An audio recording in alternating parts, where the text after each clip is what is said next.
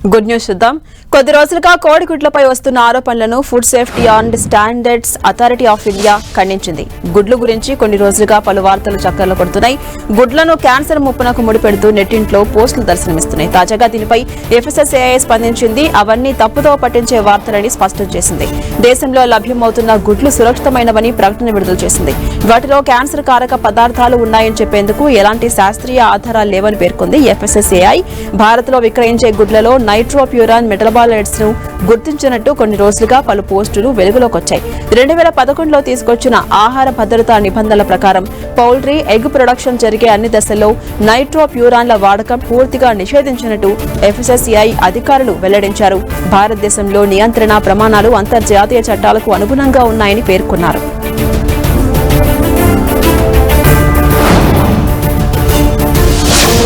Railway శాఖ ప్రయాణికులకు good news చెప్పింది. ప్రయాణికుల సౌలభ్యం కోసం కీలక నిర్ణయం తీసుకుంది. ఇకపై వెయిటింగ్ లిస్ట్ లో ఉన్న రైలు టికెట్ల ధృవీకరణ వివరాలు, తొలి రిజర్వేషన్ చార్ట్ రైలు బయలుదేరడానికి 10 గంటల ముందే విడుదల కానుంది. ప్రయాణికులు చివరి నిమిషంలో ఆందోళన చెందకుండా తమ సీట్లు లేదా బెర్త్ ఖరారైందా లేదా అని ముందుగానే తెలుస్తుంది. దీంతో ప్రయాణికులు ఆల్టర్నేట్ చేసుకోవచ్చు. ఇక ఎక్కడైనా దూర ప్రాంతాలకు ప్రయాణించాలంటే చాలా మంది ముందుగానే టికెట్లు బుక్ చేసుకుంటారు. కొంతమంది 2-3 రోజుల ముందే టికెట్లు బుక్ చేసుకుంటూ ఉంటారు. అయితే ఇప్పటికే ఆ రైలు టికెట్లు అయిపోయి ఉంటే వెయిటింగ్ లిస్ట్ లో ఉంటారు. అలా వెయిటింగ్ లిస్ట్ లో ఉన్న వారికి సీట్లు బుక్ అయ్యాయా లేదా అనేది రైలు బయలుదేరే సమయానికంటే 10 గంటల ముందే తెలిసిపోతుంది. ప్రయాణికుల రిజర్వేషన్ డీటెయిల్స్ తో కూడిన తొలి జాబితాను రైలు బయలుదేరే సమయానికంటే 10 గంటల ముందే సిద్ధం చేయాలని రైల్వే శాఖ నిర్ణయించింది. దీనికి సంబంధించిన రైల్వే శాఖ అధికారిక ప్రకటన విడుదల చేసింది.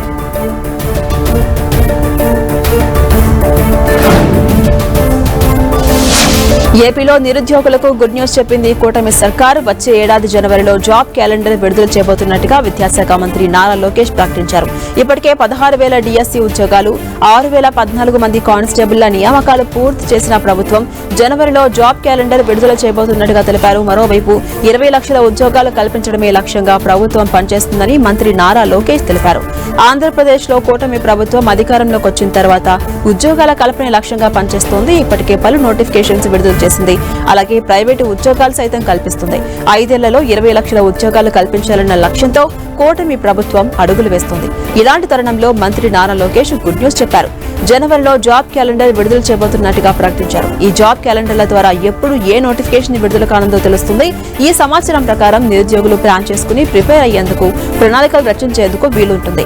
ఏది ఏమైనప్పటికీ జనవరిలో జాబ్ క్యాలెండర్ ప్రకటిస్తామని మంత్రి నారా లోకేష్ ప్రకటించడంతో నిరుద్యోగులు హర్షం వ్యక్తం చేస్తున్నారు.